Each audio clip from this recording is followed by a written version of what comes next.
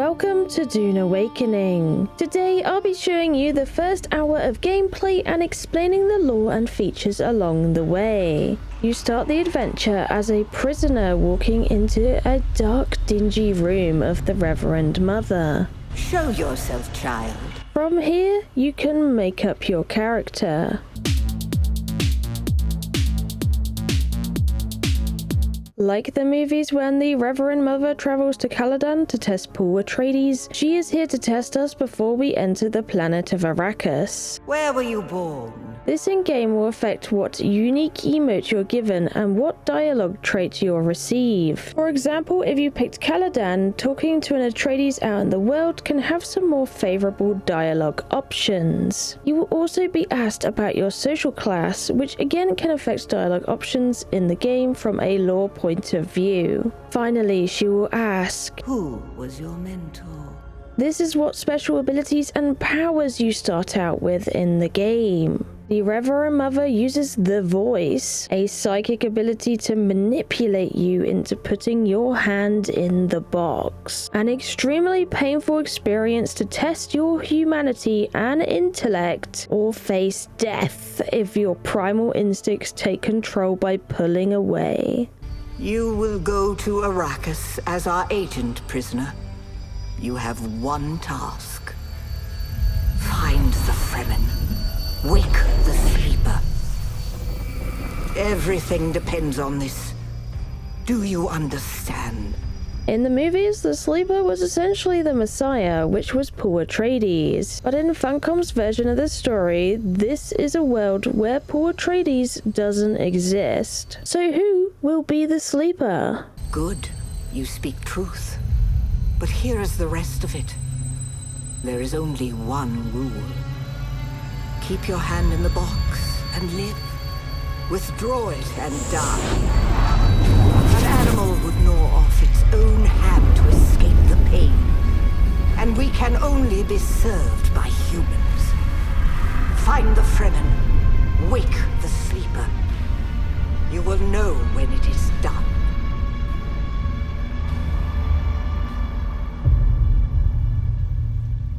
You exit the big starship called a Highliner and set off to Arrakis, the harsh desert planet containing the universe's most valuable resource, spice.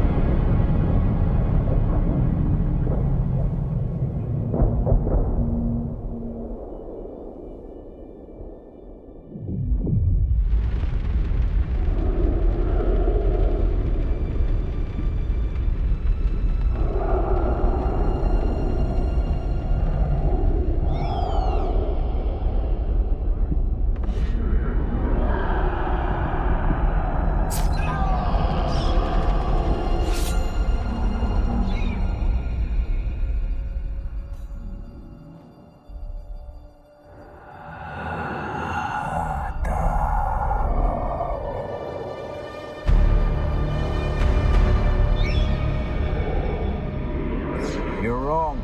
It's just an off-world. No, not the Al-Shaheed Ahadi. No, Arista said it was just a dream. I agree, but she is almost Sayadina. Zantara spares you from the wreck, calling you almost Sayadina, meaning a low-ranking priestess in the Fremen's language, a friend of God.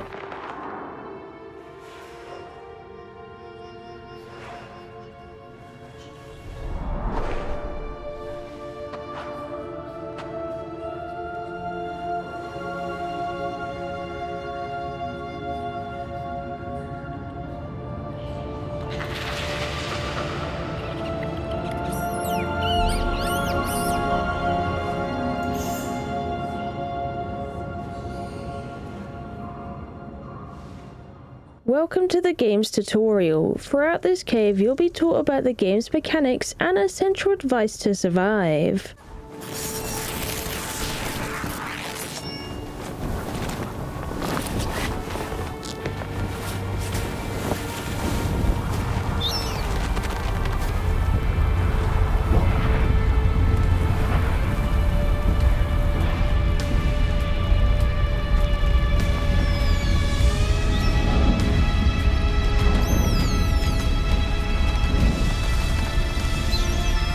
So then, you're not quite dead. Now you will know a thing that few but the Fremen have seen. For many, the last thing they saw before they were slaughtered.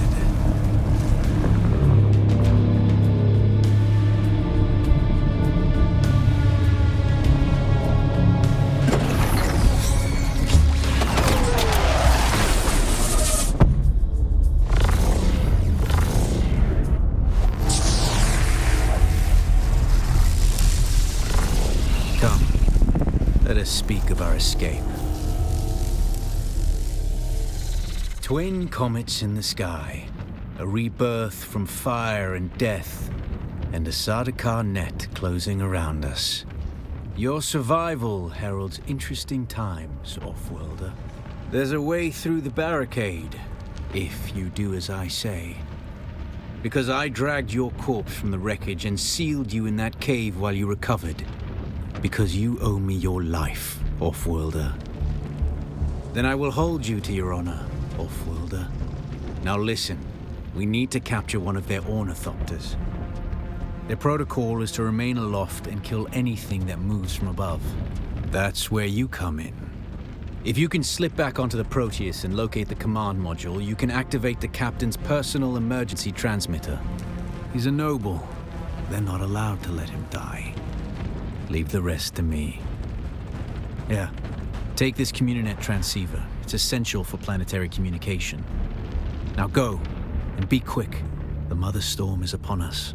You are tasked with retrieving a special device from the captain's quarters on the ship that should help aid you in your escape. Throughout the ship section, you are taught how to fight in the game, involving blocking, parrying, and breaking through shields. Shields are personal force fields utilized by people in the Dune universe. Shields deflect fast-moving bullets but are weak to slower, sharp objects such as knives or darts.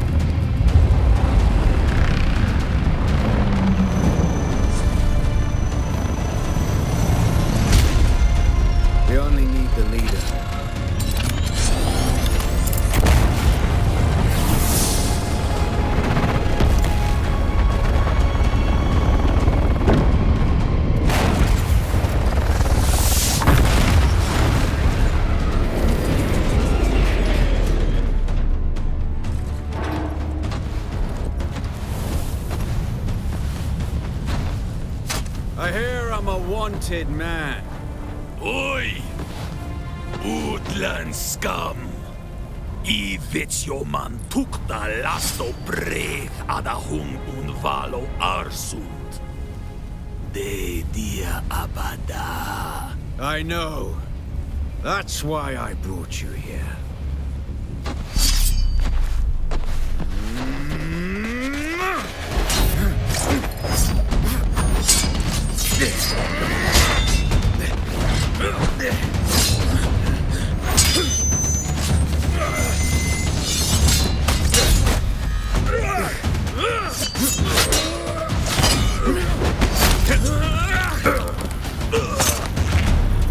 Last ditch.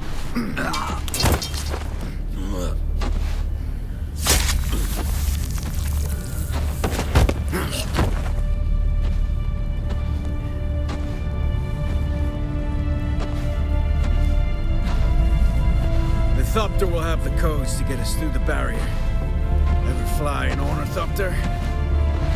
It's simple enough. But my leg is bad and I won't be able to work the pedals.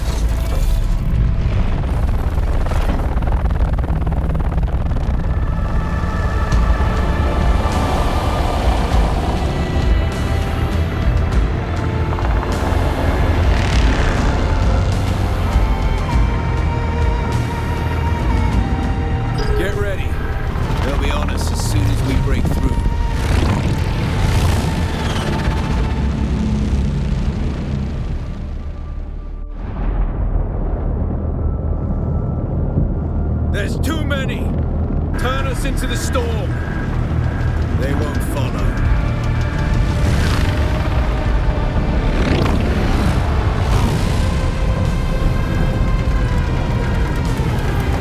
Hang on! We're going down!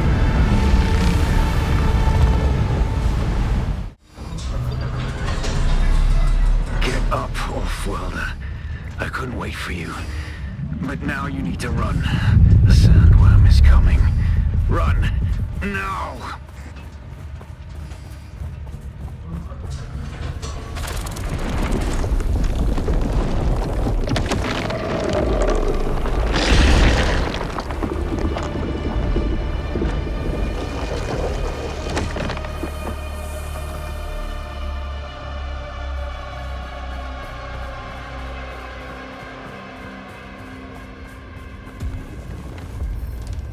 Welcome to the game. You are now free to explore the world of Arrakis. The game helps guide you with quests throughout this early on experience, but apart from that, you are free to do whatever you like in this section of the game. I'm starting off by gathering some basic resources and making some essential tools to help me survive the harsh sands. You can spawn in the daytime or the nighttime, but if you're lucky enough to spawn in the night cycle, you'll be able to save your water more efficiently. Water is a key meter you want to keep filled, as not having fluids will slowly make you perish, and it will affect the amount of stamina and health you have. Open sand is extremely dangerous on this planet.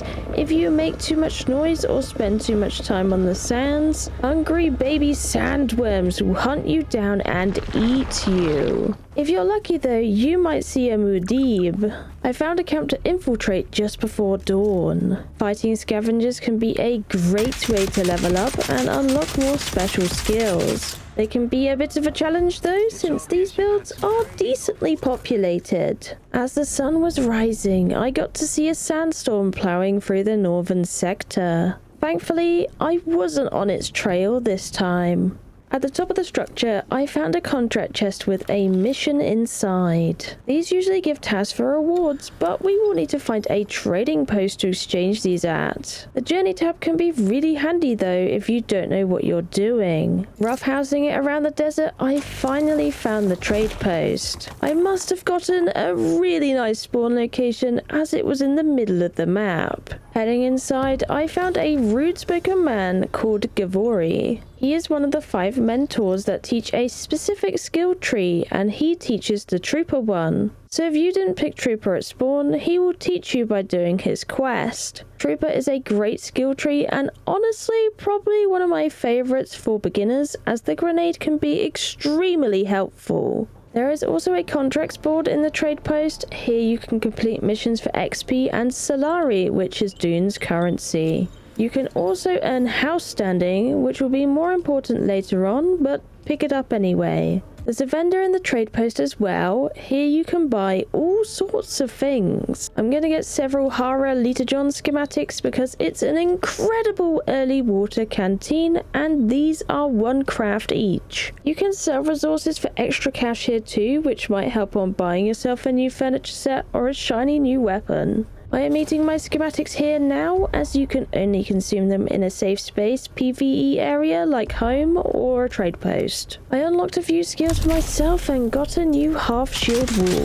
This should help me against the scavengers and their ranged weapons, and also slow down any fast running melee men if they run through my shield. Caves are great and they are everywhere. They have valuable resources and sometimes water. Traveling up the hill across from the trade trade post, I came across the Planetologist man named Derek. You look like something that stumbled out of a shipwreck. He's really helpful for learning some more about the lore of the game, and he is one of the 5 mentors on Arrakis. If we help him on his quest to search the eco labs, he will give us the skill of planetology, which is a helpful skill tree that helps with world skills like farming, durability, and vehicle management, which can be super handy. Searching around, I found the perfect little spot to put my first base. On Dune, to make a base, we must first claim a space with a sub-thief. Just don't build it out on the open sands, otherwise it will be a worm's dinner. I got super fortunate and landed myself a sheltered overhang base. The building is quite satisfying in this game, as you can construct a home of blueprints before you even put any grinded granite into it, helping lay out your base however you want. I popped down a generator as well and fueled it, as this is how you activate the shields on your base. This is super important as it will protect your base from the sandstorm decay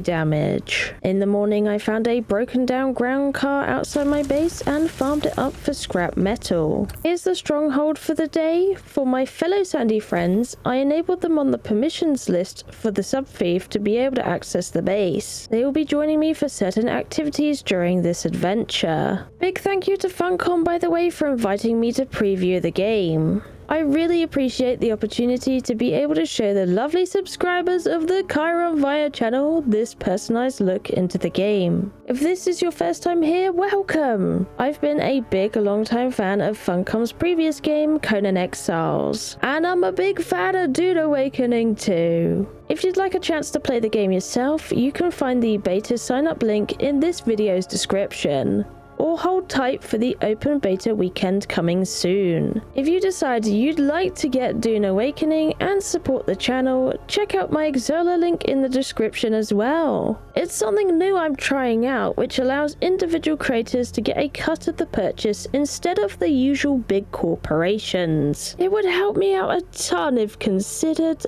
Thank you! Back to the game, we are raiding this camp for blood. Harvesting people juice will really help with topping up our liturgions. There is also a sneaky bit of intel in the top of the ruin. These are placed around big camps and they give more intel, which is used to unlock more schematics in your inventory. At night, I have to be really careful of the Sardaukar patrol ships. If the spotlight sees me, I could be in a world of trouble. Finally, we made it to this shipwreck. This is the first big challenge in Dune. The shipwreck is a fallout result from the War of Assassins. Thankfully, there's no big boys inside, but it is littered with loot and scavengers, who we will have to fight our way through so we can make our way to the loot room for some serious bags. Mechanical parts and plasteel fiber will be essential for crafting better armor, which can only be found in the wrecks of ships. And we got a couple of really nice, unique schematics here, being the Caliph's drinker knife, which has a special ability of being a dual-purpose blood extraction tool. Running home, I had a nice visit from Shai Halud, a large reminder how dangerous Arrakis can be. Apparently, he kicked up some major fart sprinkles in the sand because I entered a rather wild slumber.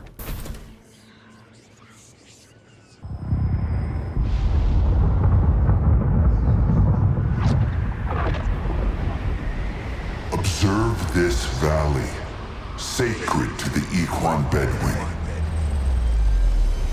Here, Wally faced the trials of Akul, proving their knowledge of the Fremen ways. Find the Fremen, she said.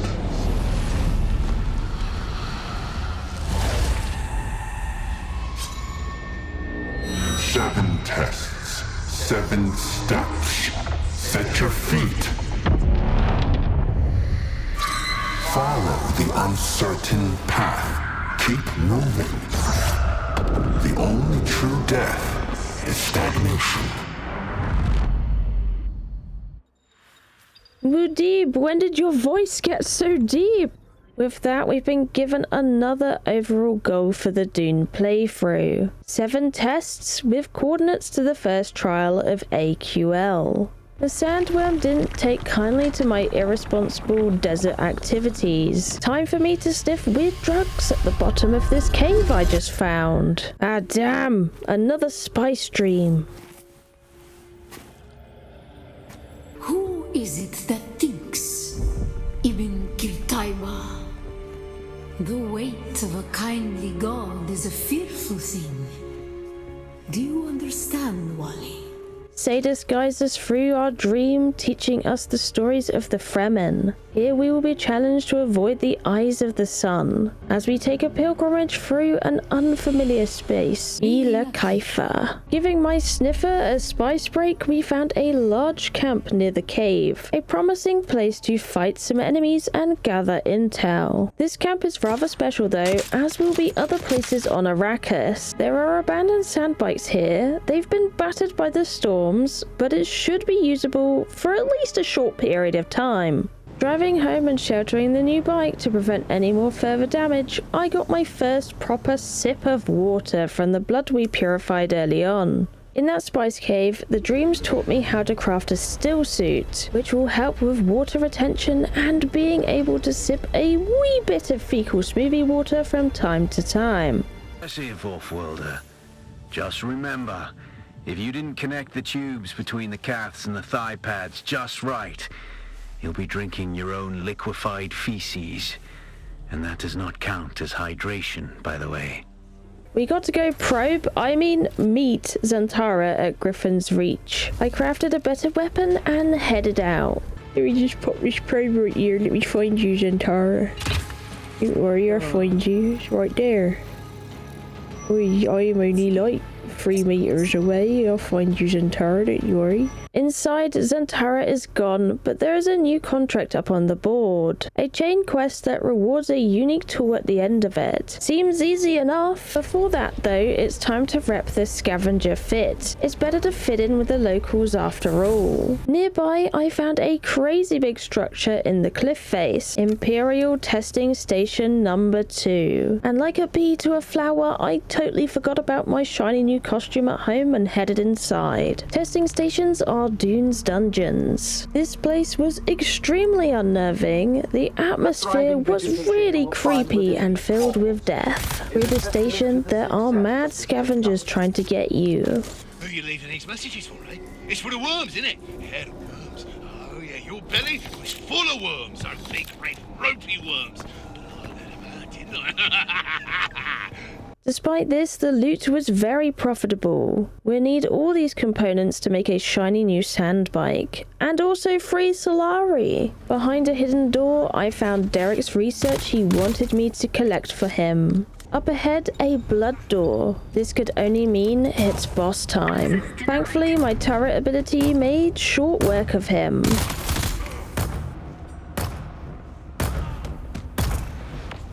And a couple of loot rooms later, I was back out of that dank, humid place, straight into the dry heat of Arrakis. Meeting up with Derek was a big relief. At least he isn't crazy.